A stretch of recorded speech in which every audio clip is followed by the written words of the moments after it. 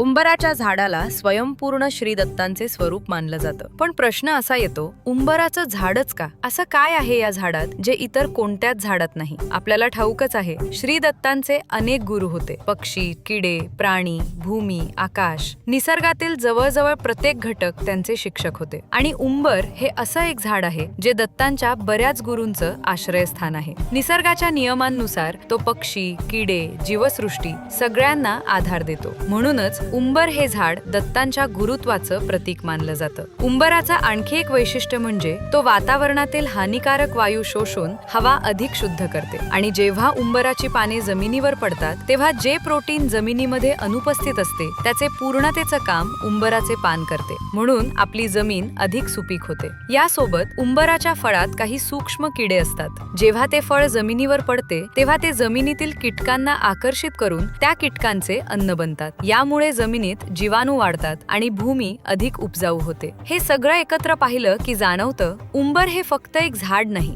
ते संपूर्ण परिसंस्था आहे. जर तुम्ही उंबराच्या झाडाखाली बसला तर तुमच्या शरीरातील अग्नी ऊर्जाही शांत होते, आपले मन शीतल होतं आणि विचारशक्ती व स्मरणशक्ती वाढते. म्हणूनच उंबराच्या छायेत बसून ध्यान करणे हे अत्यंत शुभ आणि कल्याणकारक मानले जाते. जर तुम्हाला शक्य असेल तर तुमच्या घराजवळ एक उंबराचं झाड लावून त्याची प्राणप्रतिष्ठा करा आणि श्री दत्तांचे आगमन तुमच्या घरात करा.